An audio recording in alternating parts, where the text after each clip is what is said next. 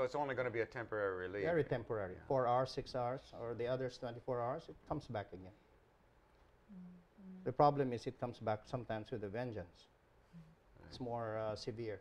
But it's good if we're talking about younger people. What about older people with diabetes, with very sensitive stomach? That was going to be my next question, because diabetes is rampant in the United States, certainly. And well, remember the drugs for pain, especially what we call NSAIDs, the non-steroidal anti-inflammatory drugs.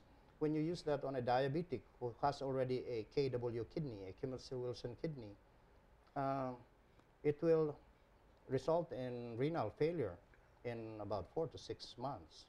Really? Or for ordinary people, maybe 4 to 6 years. How about those who were injured? Injuries like in sports? Well, injuries usually take about only weeks. The pain normally disappears.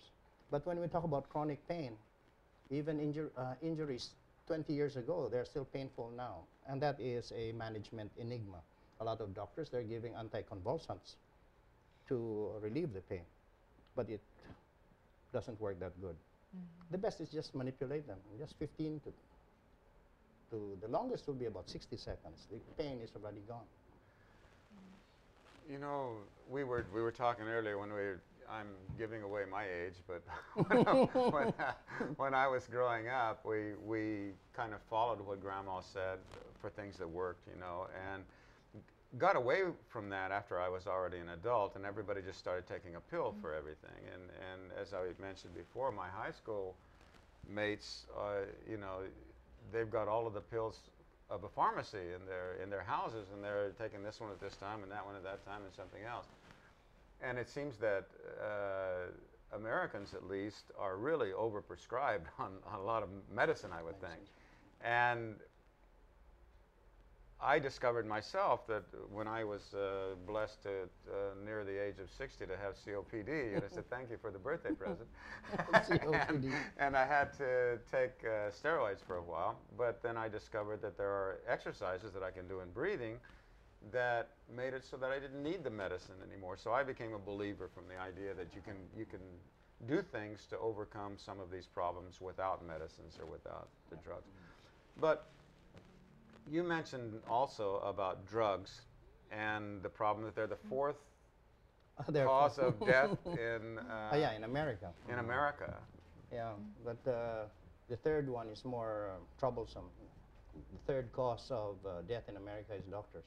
Doctors? But aren't they the ones who are overprescribing the medicines? Yeah, we just have to play it safe. Yeah. And the kind of therapies that you do are safe. But you mentioned that you're doing strokes and arthritis, right? Now, that means that you're going to be dealing with a lot of cranky old people. Yeah. Right? So tell me how it is to deal with, I mean, my grandfather had a stroke, and his personality changed completely after he'd had his stroke. Yeah. And how do you deal with that? Just to let it move, and it will change everything. Really? Is that's just even to open that hand, which you can easily do in 1 second, is going to make them smile right away. Actually, the problem there is when they start to cry, tears of joy, and they hug you, and sometimes you cry along with them. Wow. And so it's that immediate, and that is what Mancao myotherapy is all about. It's immediate relief of chronic pain. Now, of course, it doesn't work with 100% of the people, right? Or does it? A great majority for pain relief, yes. Yeah. For pain relief, it should be more than 90%. Won't there be a wrong move that...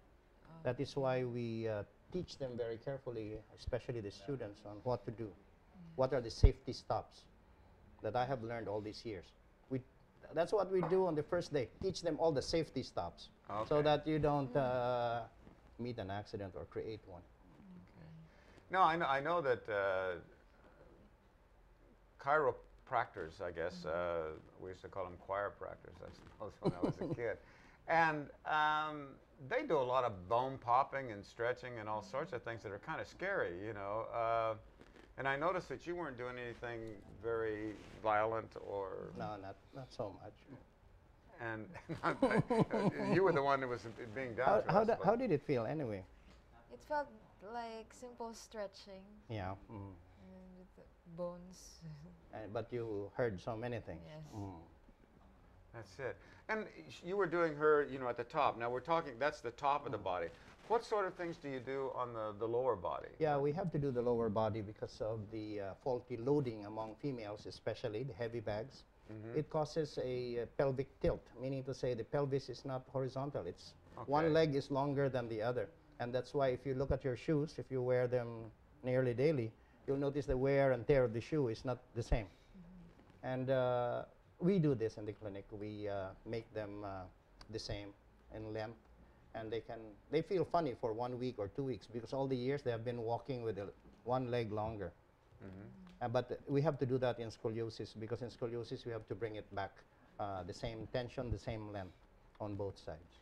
And how long is the therapy, for example, of the lower body? About how long does that last? The manipulation for the manipulation, lower body is less than 60 seconds. That's why low back pain is always less than 60 seconds for all of us who are doing manipulations. And you evaluate this immediately by letting the patient jump. There should be no pain on landing. If there's pain in landing, then there is still a residual muscle that is tight, and we can easily treat that with the machines. Wow. And so you do this manipulation, you do the same thing there. They have a 3-day honeymoon period. Or We call it the honeymoon period. And they come back and you take a look again Yeah, and maybe use the machine or the, Most of them, they don't need the machine anymore with one manipulation. If it's just neck and shoulder pain, the ones that come back to the clinic or have to come back are those with painful shoulders, the frozen shoulders. These are, it will take us about 3 to 6 sessions sometimes to do that.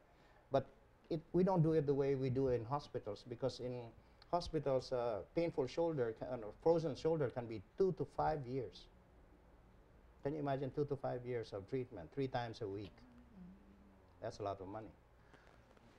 In Japan, they have an expression called gojukata, which means 50-year-old shoulders, you know, where everybody has the problem, you know, of, you know, not being able to get your overcoat on or get it off. And, you know, we all have that problem, I suppose, as we go along. And your manipulations can cure that? Very easily. As a matter of fact, after this, we will do you, and you will see the difference immediately. It's like magic. It's like magic. I'm always up for magic, you know. And I'm sorry we're not going to be able to show this on on the TV, but that and you said strokes. Where a person, I thought that when a person has a stroke, that's a permanent damage. No, not necessarily. It is how to make them go into the road to recovery as fast as possible. And you can break the spasticity, you know, the stiffness or the flaccidity by just doing very funny techniques. It's very, very fast. When you see it, it's so funny because it takes only less than 60 seconds to do. You showed me something earlier about the left side of the body versus the right side of the body. Why is that different? Well, remember, because of our handedness, we favor always one particular side of the body. If you jump, you notice that if you're right-handed, when you run, you will jump off with your right and you'll land with your right also. So there is always this, although our body is supposed to be equally tuned, the left side and the right side, we favor one side. Now, if you're playing tennis, that's all right side. But if in my case, I'm a left